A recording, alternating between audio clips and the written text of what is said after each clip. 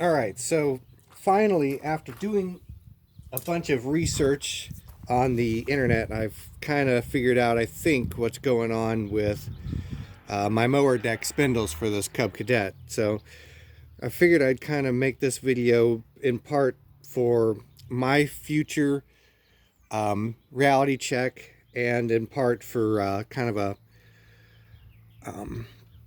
public service announcement to other people with old Cub Cadets like this.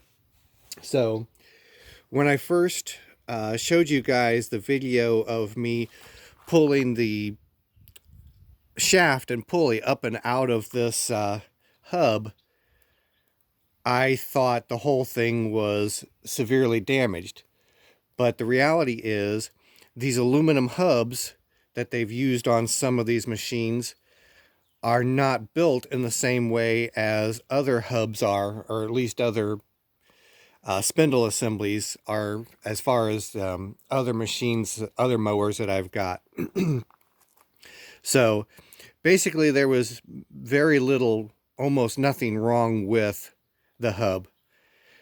The thing is, when you unbolt either the pulley and remove it, or the blade and remove it, that is all that's holding the bearings together. So you remove one item or the other, and the spindle shaft will move up and down in there.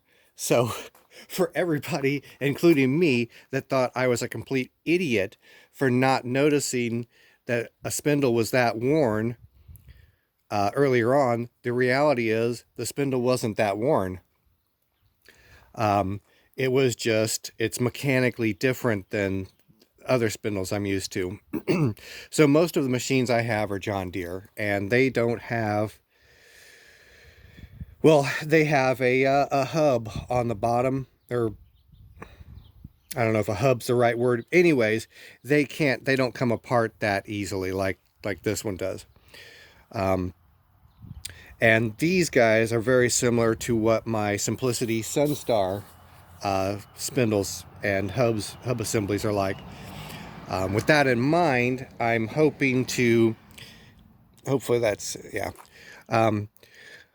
These are a stamped steel housing that's held together just by bolting the upper and lower section together. And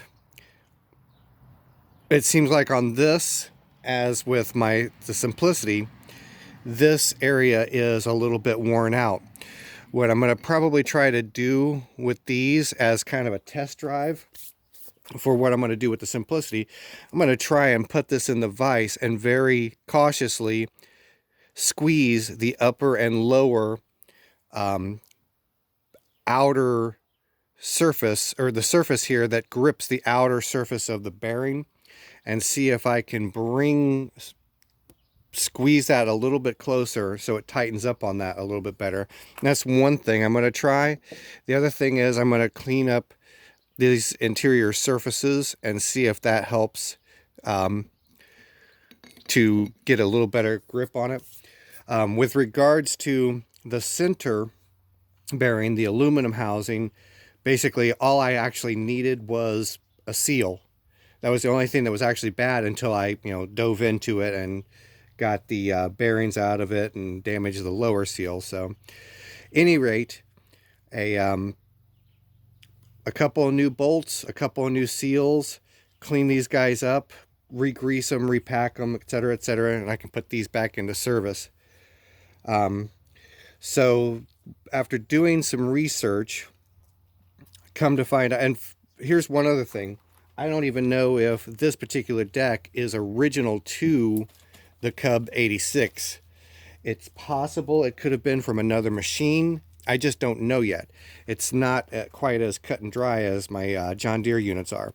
But at any rate, so the little bit of information I did come up with regards to the bearings and seals, from what I can tell, the bearings that fit this aluminum center housing, the bearings are a Timken LM11910.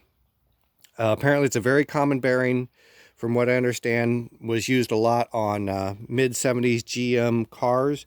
So should be inexpensive, should be readily available, yada, yada, yada.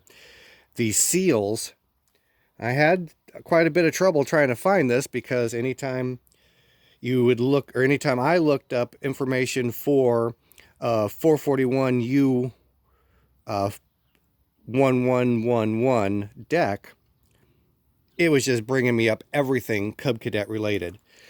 So from what I can tell, these seals, if you put in this number 12379 seal, it'll give you what appears to be an appropriate size seal for this hub. Now I'm sure the Cub Cadet, the Cub Cadet fanatics out there probably know what these oil seals are right off the top of their head, but when you can't put in the part number of the deck and find it, or you can't put in the model number of the tractor and find it, it's a three-ring circus. So anyways, and the spindle bearing setup that these two-piece stamped steel housings take appears, from what I can tell, to be the ST-745.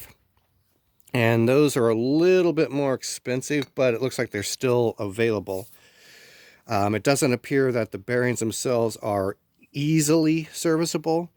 So, and kind of sounds like it's a fool's errand to make any attempt to try to fix them. But of course, you know, that sort of thing doesn't stop people like me with any regularity. So at any rate, between that and I think what I'm going to do with the actual deck itself is just the bare minimum to get it back together. I think I'm going to do a little bit of repair work on the tensioner pulley pivot point, and basically just oil all the rusty stuff and put it back into service until I can find more time for it later on, assuming I find more time for it later on. So at any rate, I will catch up with you guys later.